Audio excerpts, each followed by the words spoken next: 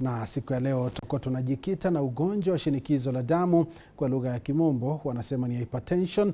Ni naye daktari studioni ambaye tutakuwa tunasema naye, na pia tunamtarajia ambaye ni yule ambaye ni mhamasishaji wa ugonjwa wa shinikizo la damu ambaye ni Eric Munyao. Pia atakuwa anajiunga nasi ili tuweze kusikiliza historia yake na stori yake kuhusu safari ya ugonjwa huu wa shinikizo la damu. Nimtambulishe mgeni wetu hapa studioni, Daktari Dennis Opondo, mtaalam wa magonjwa yasiyoambukizwa, kwa lugha ya kimombo wanasema ni non-communicable diseases ama NCDs, na ambaye pia ni meneja wa utabibu kutoka Kenya Red Cross Society of Kenya. Karibu sana.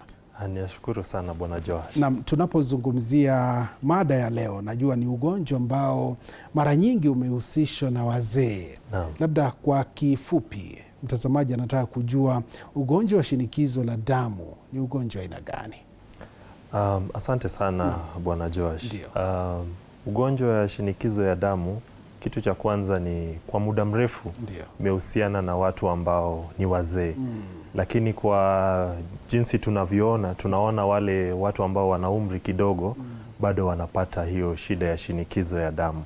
Kwa hivyo inaonekana vile ilivyokuwa kitambo inaenda ikibadilika, na kwa sasa tunaona kwamba hata vijana wadogo wanaweza kupata hii shida ya shinikizo ya damu. Ndio. Na tunapozungumzia ugonjwa huu wa shinikizo la damu, mara nyingi unapata kwamba tukizungumza watu ndio wamehusisha na masuala ya uzee. Labda ni kipi kinachangia pakubwa ugonjwa huu kuwaathiri watu haswa katika karne ya sasa? Asante sana. Kwa ile kitu ambayo inafanya wale watu ambao wana miaka midogo kuenda kote hadi wale watu wakubwa ni sana sana kuna mabadiliko sana, ile tunaita civilization. Kuna watu ile chakula ambayo watu wanakula imeenda ikibadilika.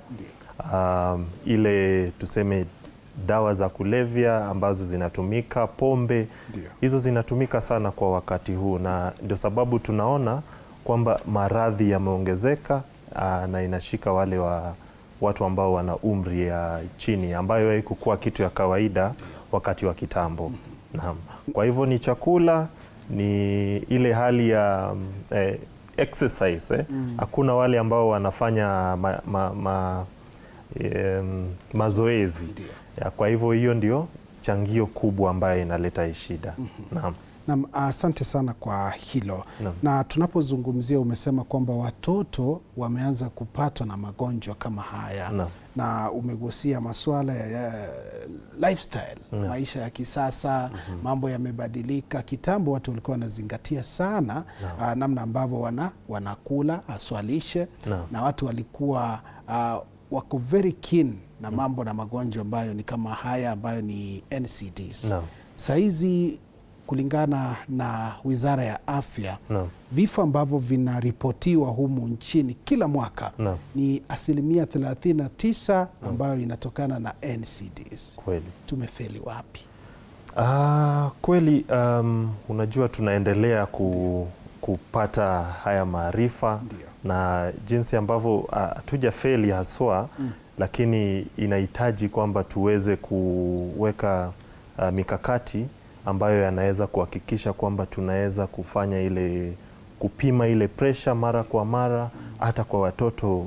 Umejua kitambo walikuwa wanasema ni wazee tu wanafaa kupima pressure, lakini saizi tunahimiza kwamba hata watoto, hata vijana ni mzuri wa pime pressure, kwa sababu tunaona wale vijana ambao wana ile inaitwa obesity, hao ndio sana sana wanapata ile madhara ya pressure, na hao ndio wanaendelea wakipata pressure haraka haraka.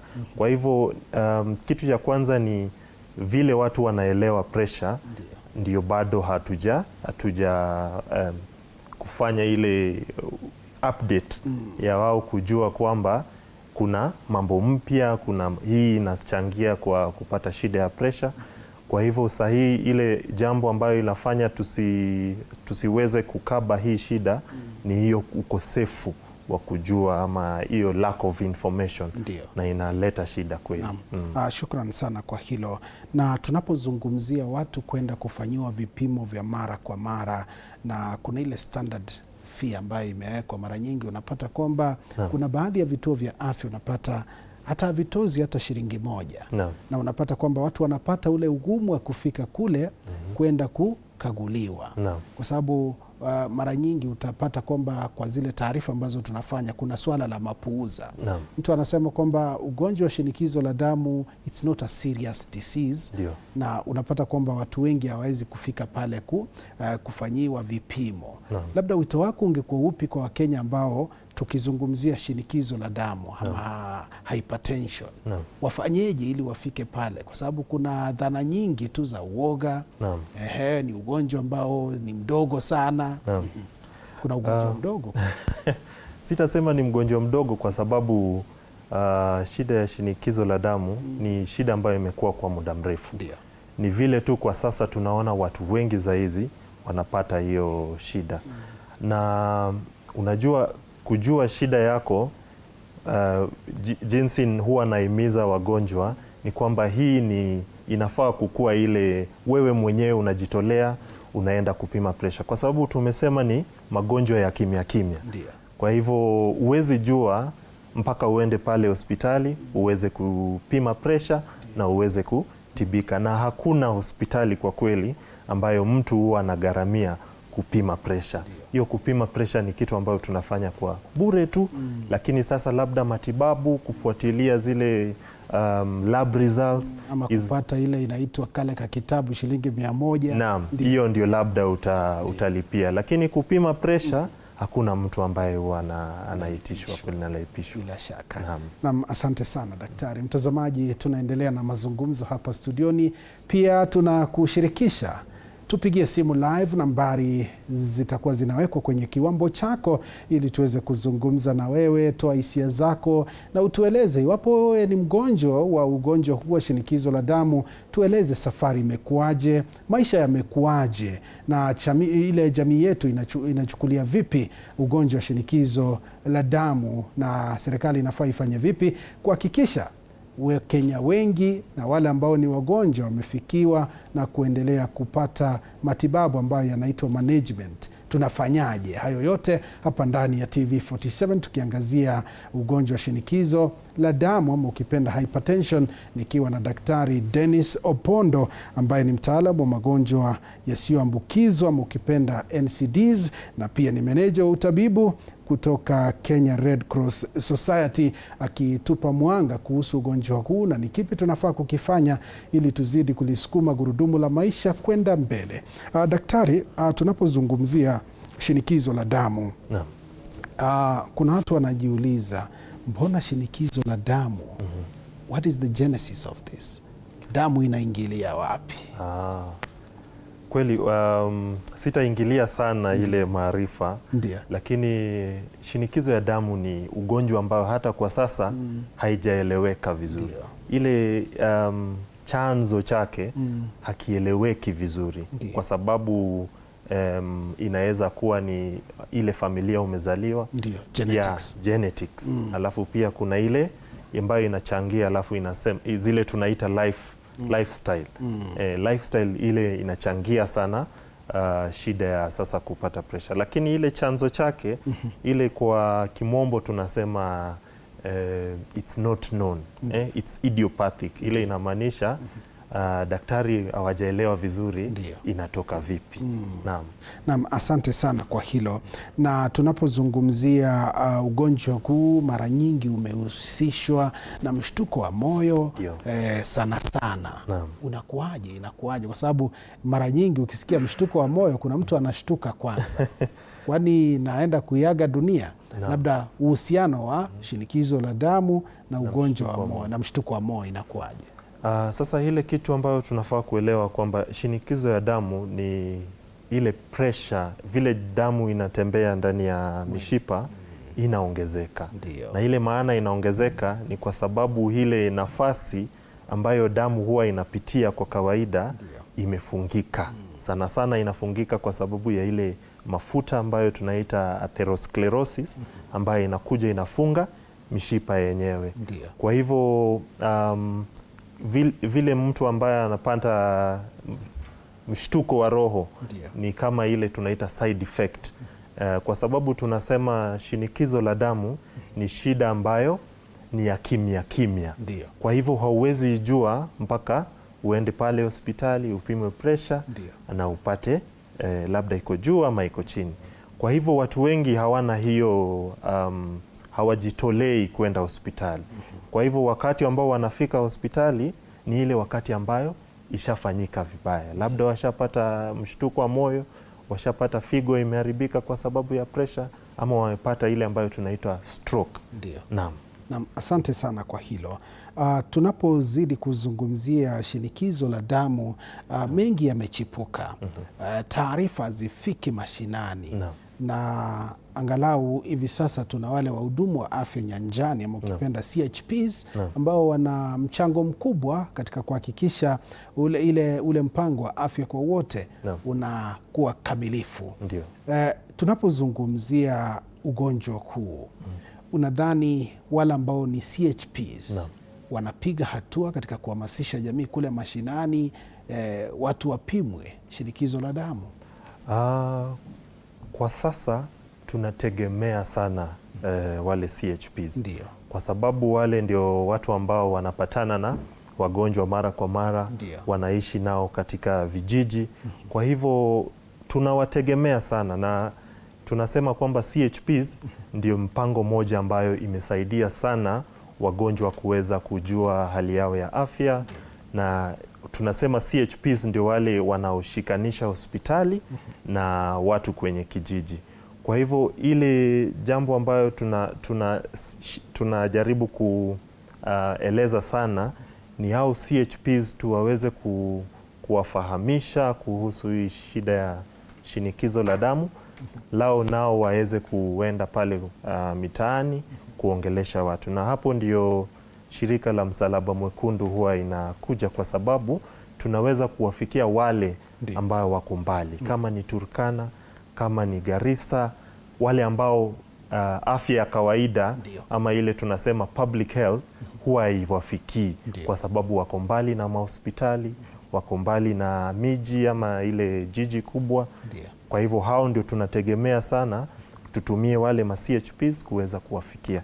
Lakini huku pia jijini bado CHPs wako, na CHPs siku hizi kuna ile inaitwa CHP kit ambayo iko na ile kifaa cha kupima pressure, kifaa cha kupima sukari. Kwa hivyo hata wakienda vijijini wanaweza wakapima pressure na watu wanaweza wakajua pressure zao ziko vipi. Ndio.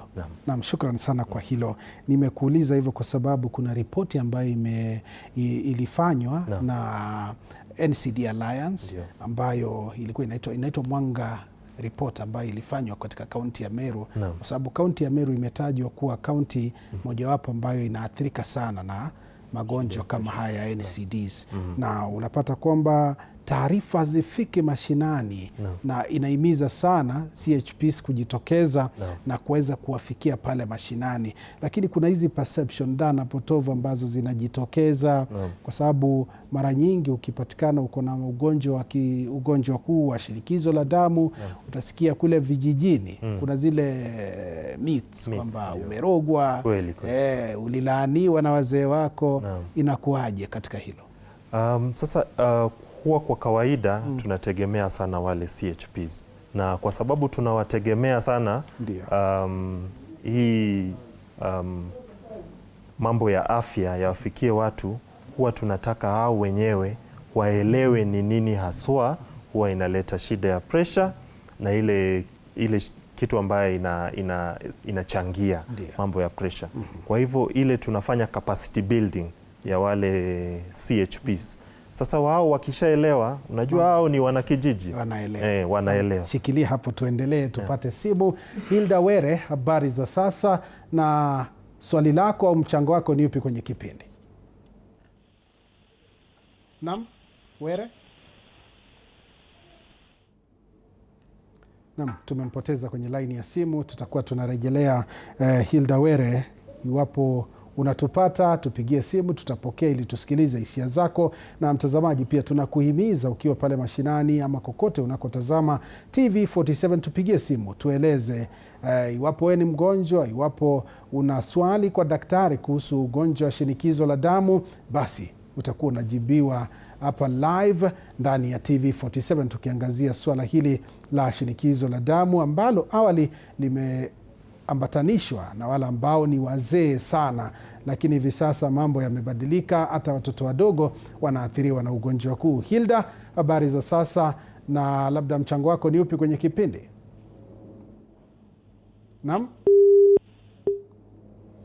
tumempoteza kwenye simu, tutakuwa tunarejea kwake ili tuweze kufahamu mengi zaidi. Daktari, ulikuwa unajibu swala hili la CHP's capacity building, wao ndo wako karibu na Wakenya pale mashinani. Labda kipi kingine? Wamelalamika sana kwamba hawapati unga wa kila siku kwa sababu zile pesa ambazo wanalipa ni kidogo mno.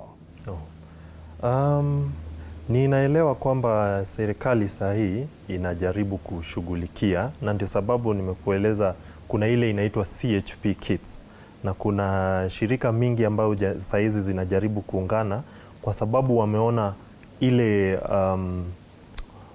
maana ya kufikia wale CHPs. Kwa hivyo ile kwa kwanza tunaita community health. Kwa hiyo community health kuna ile focus ambayo inaenda sana katika community health. Kwa hivyo saizi serikali na washikadau wengine wanajaribu sana kuhakikisha kwamba CHPs ndio wale ambao wanashughulikiwa sana, kwa sababu hii ni jambo jipya ambayo haikukua. Kwa hivyo ni jambo ambayo bado inaendelea kuwa, na tunatumai kuwa kwa muda itaenda ikakuwa sawa, kwa sababu mambo ya kulipwa itakuwa inafanywa. Kitambo ilikuwa volunteer, lakini kwa sasa inaendelea kukua mambo ya kulipwa na kupata, inakuwa kama kazi. Naam. Shukran sana kwa hilo. Hilda, habari za sasa, umerejea tena. Mchango wako ni upi kwenye kipindi? Mchango wangu ni Hilda, iwapo unanipata, tungependa kusikiliza sauti yako na hisia zako kwenye kipindi hiki cha Darubini. mchango yangu ni daktari anielezepo niko na hypertension. Na naomba sana upunguze sauti ya runinga yako ili tuweze kuwa na mazungumzo mazuri, kwa sababu sauti zitakuwa zinakinzana. Unasikiliza na wakati mwingine unataka kujibu, inakuwa changamoto. Hilda? Niko. Naomba upunguze sauti ya runinga yako ili tuwe na mazungumzo mazuri. Naam. Naam, ukipunguza sauti tupigie tena ili tuzidi kuzungumzia swala hili. Daktari, ndo changamoto hizo za kiteknolojia. Mtu anataka kujisikiliza na mara nyingine aweze kujibu, inakuwa sauti zinaanza kugongana. Daktari, tukiendelea kuzungumzia swala hili, ni swala ambalo linahitaji washikadau mbalimbali na serikali ili kuhakikisha mambo yanasonga. Najua Kenya Red Cross ni shirika ambalo ni la kutoa mchango wake katika masuala mbalimbali, afya ikiwemo majanga mbalimbali na hivi sasa tukizungumzia afya, afya ina gharama ya juu sana. Kweli.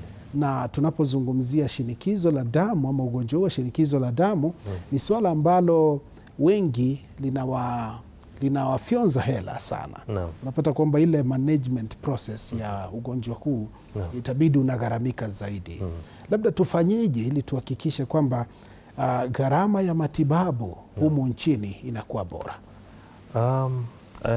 Nitaeleza pia jinsi ambavyo tulikuwa tumesema. Ndio. Hili jambo la shinikizo la damu ni kitu ambayo kwa sasa inaendelea kukithiri watu. Kwa hivyo tunaona idadi ya watu inaendelea kupanda. Kwa hivyo vile tunaweza fanya kwanza sahihi, tunapokaribia ile siku ya kusherekea World Hypertension Day, tunataka kufanya kwanza watu waelewe. Kisha wakishaelewa wanafaa kuenda hospitali. Alafu sasa, kwa sababu saa zingine matibabu ya presha kwa kusema ukweli si hali ya juu. Ile kitu ambayo bei iko juu ni ile madhara ambayo yanatokea, kama vile stroke, kama vile mshtuko wa moyo, kama zile shida ya figo. Zile ndio ambazo zinakuwa very expensive ya kugharamia. Lakini kwa kawaida shida ya pressure, kama dawa ya pressure unaweza pata ni shilingi 2, shilingi 1. Kwa hivyo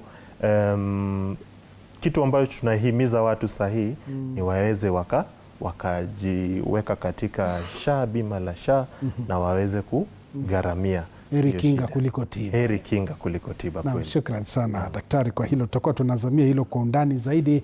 Hilda, habari za sasa? Natumai umepunguza sauti ya runinga yako ili tuelewane vizuri.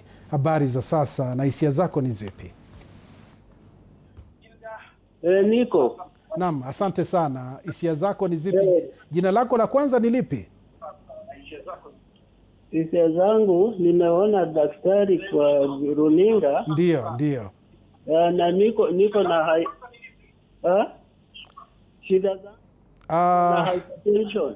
Were, itakuwa changamoto sana tukizungumza, kwa sababu unajisikiliza kwa wakati mwingine nasi tunakuuliza yale ambayo unapenda kuchangia. Sasa itabidi tuendelee na mjadala ili usikilize ukiwa nyumbani. Mtazamaji, na kuomba sana, tunapozungumzia masuala haya, ni masuala muhimu ambayo yanakuhusu kwa njia moja au nyingine. Punguza sauti ya runinga yako, piga simu tukushauri, kwa sababu haya matangazo pia tumeyapakua katika akaunti yetu ya YouTube. Wakati ambapo utakuwa tumemaliza kuzungumza, basi unaweza rejelea na kujifahamisha mengi zaidi ambayo tunazidi kuyazungumzia hapa studioni kuhusu ugonjwa wa shinikizo la damu. Hivyo basi endelea kuwa nasi, tupigie simu, punguza sauti ya runinga, tuwe sawa, tuzungumze masuala haya ambayo ni muhimu zaidi, tuhakikisha afya yako inakuwa bora zaidi.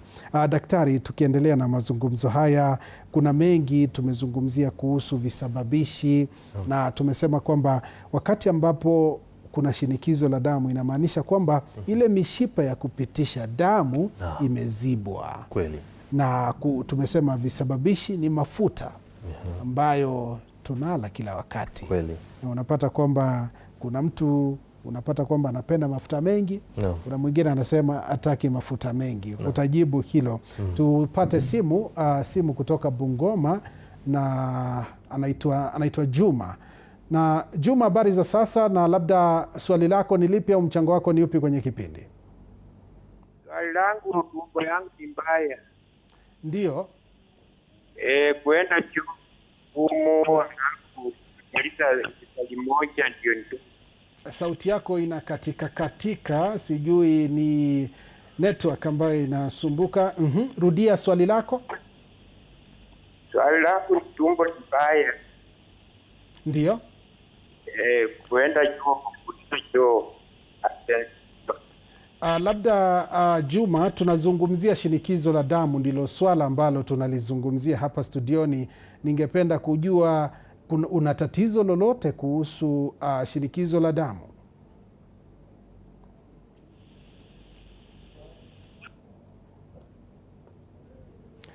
Changamoto ndo hiyo, mtazamaji, tunazungumzia shinikizo la damu. Ningependa sana tujikite kwa hilo kwa siku ya leo. Katika vipindi vyetu vijavyo tutakuwa tunazungumzia magonjwa mengine, ili sote tuwe sawa katika kujadili na kuweza kulainisha mambo katika ugonjwa mmoja au hali moja hadi nyingine. Na ndo vizuri, tunakuhimiza sana tujikite na mada hii.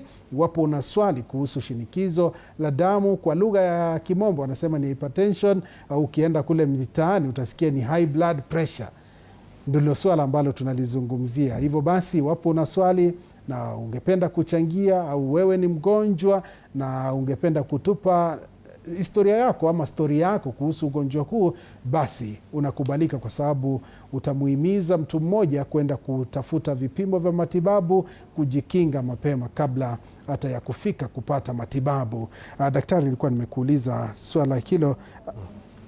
Mzee Haswani, habari za sasa? Nakuulizaje daktari? Ndiyo, daktari anakusikiliza.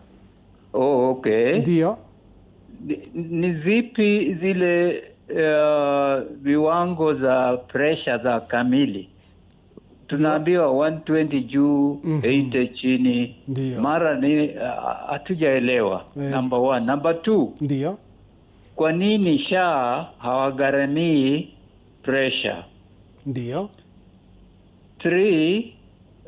Kwa familia yetu tuko na Parkinson disease kutoka nyuma. Hii ndio ilisababisha pia na mimi nikawa na pressure. Ni hayo tu. Wewe mwenyewe una pressure?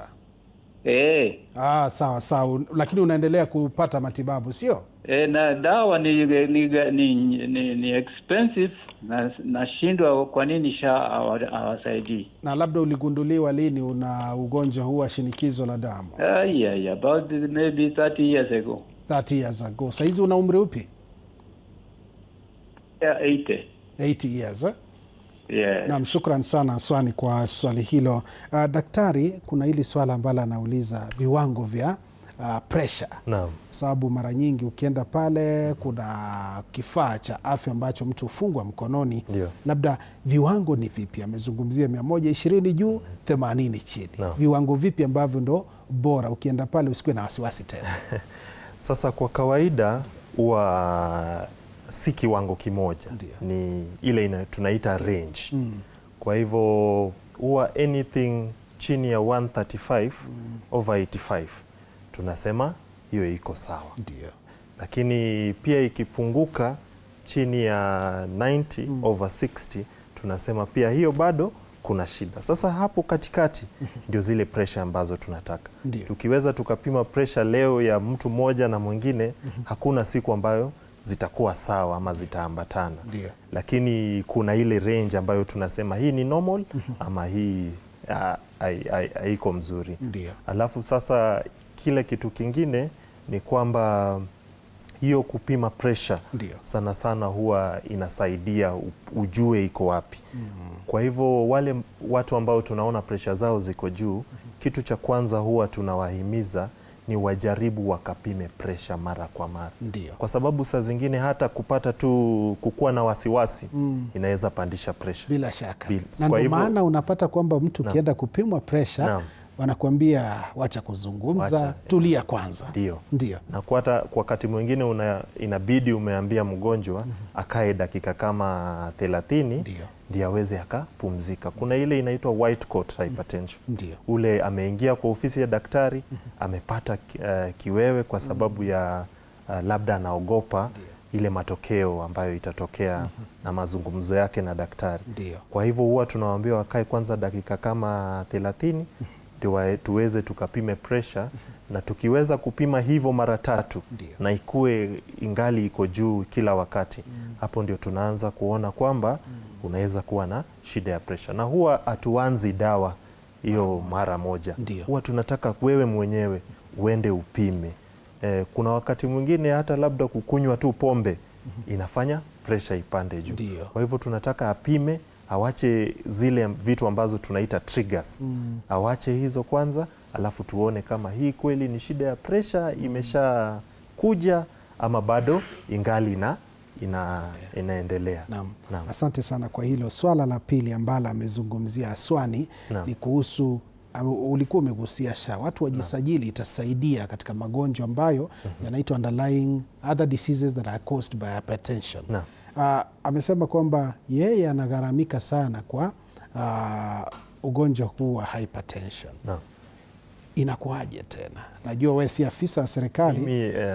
Kweli. Mimi si afisa. Umetangamana nao. Nimetangamana na maafisa wa serikali. Ndio. Lakini kile ambacho sisi kazi yetu ni ile kujaribu kupatia mawaidha serikali, kwa sababu sisi ndio tunaona wagonjwa, washikadau. Ndio. Sasa vile sisi ambavyo tunafanya ni kuhimiza kwamba hii kama ni SHA iweze ikawasaidia, lakini sasa hiyo nitaacha mwenye ule ambaye ako katika hiyo idara hawezi akashughulikia, kwa sababu sitaki nikasema kakanganya ilete matatizo baadaye. Na mtazamaji, ndo maswala ambayo tunayazungumzia, lakini ni muhimu pia tukujuze kuna taarifa ambazo pia tumezifanya kwamba SHA imesaidia watu katika kupata matibabu na ni mpango wa serikali, na mara nyingi mipango hii unapata kwamba inaleta changamoto. Kuna siasa ambazo zinaingizwa katika masuala haya, lakini kuna wale ambao wamejitokeza wakasema kwamba SHA imewasaidia katika kulipa gharama za hospitali, na ndilo swala ambalo tunalizungumzia, na tunakuhimiza uwe pia kujisajili na bima ya SHA ili uzidi kupata huduma ambazo zipo katika hospitali mbalimbali. Na daktari, tunapozidi kuzungumzia, yule bingwa alikuwa amegusia swala pia Aswani. Amesema kwamba yeye amekuwa na shinikizo la damu kwa miaka 30, hivi sasa yuko na miaka 80, kumaanisha kwamba alipata ugonjwa huu akiwa na umri wa miaka 50. Na amesema katika familia yake kuna hilo swala kwamba wazee wake walikuwa na mambo kama hayo. Ulikuwa umegusia mambo ya genetics. Na inadhihirika, it's one sample that we can refer to. Ndio. Nilimsikiza mzee alikuwa anasema kuna ile shida ya Parkinson's. Ndio. Sasa kwa kuelewa kwangu, Ndio, Parkinson ni kitu ambayo ni tofauti. Ndio. Ile kitu chanzo chake ni tofauti sana na pressure. Ndio. Kwa hivyo umejua mwili ya mwanadamu haichagui ugonjwa. Unaweza kuwa, uwezi kuwa ati kama uko na ugonjwa moja, Ndio, ni kwa kawaida inahusiana na hii ingine. Ndio. Ni magonjwa mawili tofauti. Ndio. Lakini huwa zinasaidiana kuharibu mwili. Ndio. Kwa hivyo hiyo shida ya Parkinson na shida ya shinikizo la damu ni shida ambazo ni tofauti, kwa hivyo hazina uhusiano. Lakini kile ambacho tunafaa kuelewa ni kwamba zote mbili ziko na ile genetics. Ndio. Ambayo inachangia. Kwa hivyo ukiangalia katika familia ya labda Swali ambayo tumemsikia, inaweza kuwa labda nyanyake ama babu yake ama mandugu zake ambao walikuwa na pressure. Kwa hivyo hilo ndo kitu tunajaribu kuhimiza. Ukiwa unaona watu katika familia wako na hiyo shida ya shinikizo la damu, wewe mwenyewe uchukue hatua, uende pale hospitali uweze ukajipima pressure, ndio ujue kwa kweli kama wewe mwenyewe unaweza kuwa labda uko nayo. Ndio. Naam, shukran sana kwa hilo. Tumsikilize mtazamaji wetu kutoka Rabai. Joyce, habari za sasa na mchango wako ni upi kwenye kipindi? Hamjambo. Yoni, tunashukuru. Nauliza, mi kuna siku nilishtuliwa, nilikutana na waizi wakanishtua na sisi. Ndio. Sasa kwenda nikaanza kuumwa na moyo, uchungu, kwenda hosi nikaandikiwa picha. Hasa ile scan niliyofanyiwa wakasema niko na shimo kwa moyo.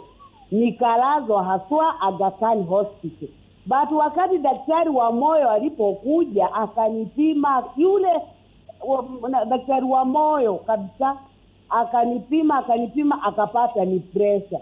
Na nikakunywa dawa, baada ya miaka 2 hiyo shida ikaisha kabisa. Hata akaniambia niachane na hiyo dawa za pressure.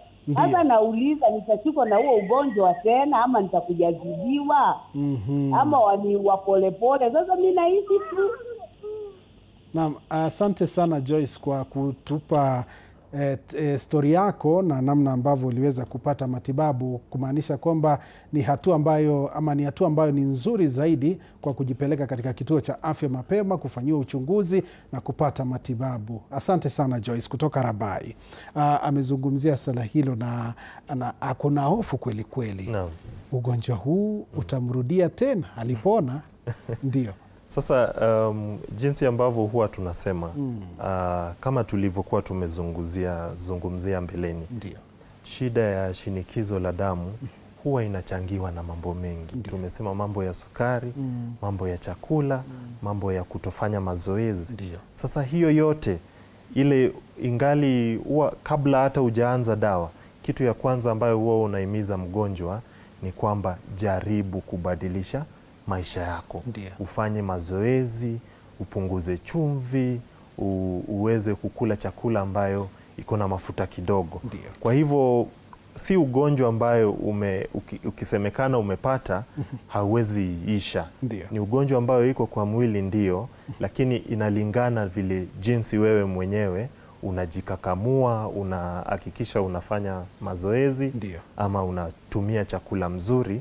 Wakati mwingine unapata hata inafika wakati kama ulikuwa umeanza dawa, hizo dawa zingali zinapunguzwa. Ndiyo. Kwa sababu kuishi kwako kumekuwa mzuri. Ndiyo. Unafanya mazoezi, unakula chakula mzuri. Ndiyo. Kwa hivyo unafika wakati hata dawa inatolewa kabisa, presha zako ziko sawa. Ndiyo. Kwa hivyo tumeona wagonjwa wengi ambao wamekuja hospitali wameanzishwa dawa, lakini kwa sababu wanafuatilia yale maagizo ya madaktari wanaweza wakakuwa afadhali na kupona hata, lakini hawaponi kabisa. Ni vile tu lazima waendelee kuangalia hali vile itakuwa. Ndio. Naam. Naam, shukrani sana kwa hilo. Na tunapozungumzia visababishi, tumeona kwamba mara nyingi watu ambao tunafanya kazi afisini tunapata tunakaa kwa sana. Wale watu ambao tuko katika zile kazi ambazo ziko very busy, unapata kwamba tunaagiza chakula ambacho tunakula tu tushibe tuendelee kufanya kazi. Watu wengi utapata kwamba kuna uraibu wa miadarati sana. Na mara nyingi the choices that we make, ule uchaguzi ambao tunafanya ama uteuzi wa kile ambacho tunakula pia kinachangia. Kuna kampeni moja ambayo imeanzishwa, kampeni ambayo inahimiza Wakenya kuchagua chakula ili kuzingatia afya bora, kwa sababu tunapozungumzia NCDs ama non-communicable diseases, unapata kwamba zinaua watu wengi kila mwaka. 39% ya Wakenya hufariki kutokana na magonjwa haya ambayo yasiyoambukizwa, na ni jambo ambalo ni la kuhuzunisha, na pia it's a public health concern. Tunapozungumzia swala hilo, huo mpango ni ule wa kuhimiza watumiaji wa bidhaa mbalimbali. Unaponunua bidhaa, angalia the contents of the foods that you buy. Kwa mfano, kutoka supermarket zetu, kutoka maduka ya jumla, maduka mbalimbali, unapata kwamba tunanunua tu, unapata chakula kina sukari nyingi, unapata chakula kina mafuta mengi, yale ambayo tunaita trans fats, ambazo unapata yanawaathiri watu wengi. Labda wito wako ni upi kwa Wakenya tunapozungumzia hii kampeni ya front of pack warning labels? Wakenya wanazingatia au tunaingia kwenye duka unanunua tu bora unasonga? Kwa sababu sisi madaktari tumeona kwamba hili ni shida ambalo imekuwa kwa muda. Kwa hivyo jinsi ambavyo tunajaribu kuhamasisha jamii ni kwamba ni mzuri uelewe kile unachokikula. Uelewe kile ambacho kiko kwa hicho chakula unapoinunua, kwa sababu ukiweza kufanya hivyo unaweza kuangalia iko na sukari kiasi gani, iko na hiyo trans fat kiasi gani, iko na mafuta kiasi gani. Kwa hivyo hizi zote unaona pale kwa product zote ziko na ile sehemu ambayo wanasema ni nini ambacho kipo katika hiyo chakula. Kwa hivyo hii ndio ile tunaita patient advocacy. Lazima wagonjwa waelewe, ama hata si wagonjwa, wanajamii tu wote waelewe kwamba hii chakula iko na hii madhara. Ukikula kwa kiasi fulani itakuletea shida. Kwa hivyo hiyo ndo kazi yetu saa hizi, ndio tufanye prevention badala ya kutibu. Naam, shukrani sana kwa kauli hilo. Kauli hiyo umezungumzia swala la miadarati, na mara nyingi umesema kwamba iwapo mtu ni mraibu, mara nyingi unapata kwamba ile management ya ugonjwa wa shinikizo la damu inakuwa changamoto. Utatumia dawa lakini mwisho wa siku hausaidiki, kwa sababu kuna bari ambayo unaweka kwenye mwili wako ya kuhakikisha kwamba ile dawa ambayo unatumia ikusaidii. Kwa waraibu, ujumbe wako ni upi? Najua ni wengi tu, asilimia kubwa ya watu wengi hutumia pombe, miadarati, na unapata kwamba hata vijana wadogo siku hizi wameanza kuzamia hilo. Tufanyeje ili basi tuhamasishe jamii na watu wapunguze? Cha muhimu ni kwamba jamii inafaa ijue, na watu kwa kweli saizi, kwa sababu kuna mtandao, watu wanajua kwamba madawa ya kulevya yana madhara kwa mwili. Kwa hivyo kazi ya madaktari kwa sasa ni kuwaonyesha kwamba ukiendelea na hii uraibu kuna zile shida ambazo zitajitokeza. Kwa hivyo cha muhimu kabisa ni kuendelea na hii kuhamasisha jamii, kwa sababu watu usahau. Kwa hivyo kazi yetu ni kuwakumbusha mara kwa mara, kuhakikisha kwamba kila wakati wanapoenda kukunywa hilo chupa moja, wanajua hiyo chupa yenyewe ina madhara zake. Kwa sababu ukienda ukiwaeleza hatari za kutumia madawa ya kulevya, watu wengi wanaenda wakielewa, na sana sana kwa vijana saa hii, kwa sababu matumizi ya pombe, matumizi ya dawa ya kulevya imezidi. Huwa ni muhimu tuhamasishe kwanza vijana, kwa sababu hao ndio kizazi cha kesho. Asante sana. Caroline kutoka Butula, habari za sasa na mchango wako ni upi kwenye kipindi?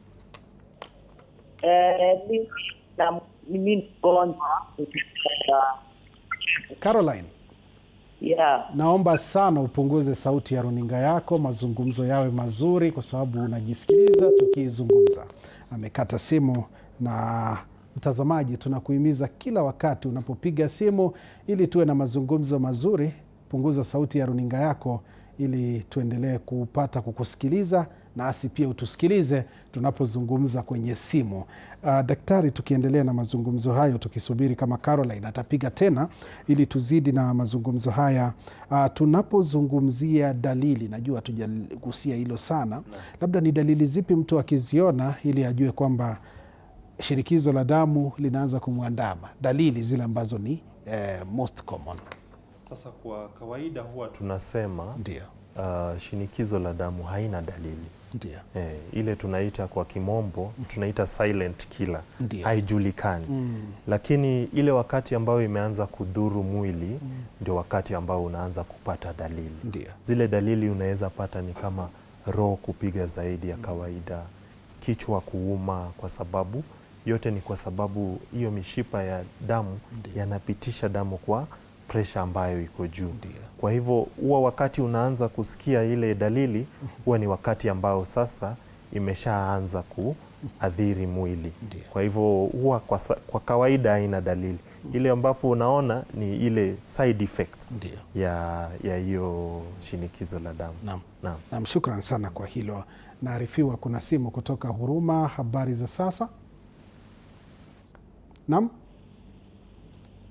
ni kama tuko naye daktari, tuendelee na mazungumzo haya. Tunapozidi kuzungumzia swala hili, umezungumzia namna ya kujikinga, ambayo umesema kwamba watu wajiepushe na mihadarati, watu wafanye mazoezi, watu waepuke vyakula ambavyo vina mafuta mengi. Kuna mahali nilikuwa nafanya utafiti wangu kwamba kuna yale mafuta ambayo ni natural from animal products. Mara nyingi ukienda katika kichinjio utasikia mtu anasema mimi sitaki mafuta, lakini nikifanya utafiti wanasema kwamba hayo mafuta natural ni best ukilinganisha na yale mafuta ambayo yamezalishwa viwandani. Kweli upo? Hiyo ndio jambo ambayo tutasema kuna wale wanaamini na kuna wale ambao hawaamini. Lakini kwa kawaida mafuta ni mafuta tu. Kwa sababu mafuta ikiingia kwa mwili lazima ifanyike ile digestion. Sasa hii mafuta haibadiliki. Kuna wakati mwingine ile ambayo iko na ile inaitwa trans fat. Hiyo ndo tunasema ni mbaya. Ama ile unsaturated fat. Sasa hiyo ndio ambayo huwa inaleta shida. Kwa hivyo tunasema upunguze, hatuwezi ambia watu wasikule. Moderation. Ukule lakini with moderation. Naam, shukran sana daktari. Labda ujumbe wako wa mwisho? Leo nataka tu nihamasishe watu. Kwa sababu tunaona kwamba shinikizo la damu ni shida ambayo inasumbua sana katika hii wakati. Kuna watu wa umri kidogo, kunao wazee ambao wanapata shida. Jambo cha muhimu sana ni watu kwanza wazingatie jinsi wanavyoishi. Ile chakula ambayo wanakula waangalie, alafu wafanye mazoezi kwa kawaida. Alafu pia wale ambao umefika miaka 40, ni mzuri tu wewe ufanye ile inaitwa check up. Regular check up. Unaenda hospitali, unapima pressure, unajua hali yako iko vipi. Na huu mwaka tuko na ile sherehe za World Hypertension Day. Na tunataka sana kuhamasisha watu waweze wakajipime pressure, wajue hali yao, ndio wasipate madhara ile ya pressure. Na hiyo ndio hamasisho yangu. Naam, shukran sana Daktari Dennis Opondo. Ni mtaalamu wa magonjwa yasiyoambukizwa na pia ni meneja wa utabibu kutoka Kenya Red Cross Society. Asante sana kwa kufika katika studio zetu. Shukuru sana. Kuita tena tuzungumzie kwa sababu najua NCDs, non-communicable diseases, ni magonjwa mengi tu ambayo tutakuwa tunayo. Tumeongelea tu moja tu. Naam, asante sana daktari. Mtazamaji, ndo hivyo amezungumzia mengi daktari wetu leo studioni. Mmepiga simu, tumesikiliza hisia zenu, lakini cha muhimu hapa, fanya vipimo vya mara kwa mara ili uweze kujua afya yako. Na ugonjwa wa shinikizo la damu ni ugonjwa ambao unaua kimya kimya. Ni vizuri kujitokeza kila wakati ili kuweza kufanyiwa vipimo na ujue ni kipi kile ambacho unakila, kwa sababu lifestyle pia inachangia ugonjwa huu, na pia masuala ya genetics. Fahamu historia ya familia yako na inakuwa bora kujikinga mapema, kwa sababu wanasema heri kinga kuliko tiba. Hapo ndipo nahitimisha awamu hii ya Darubini ya Afya. Mengi zaidi yanakuja katika taarifa zetu zijazo. Wanakwetu wananiita Joash Onsare. Endelea kutazama TV47. Kwaheri kwa sasa. Daktari, asante kwa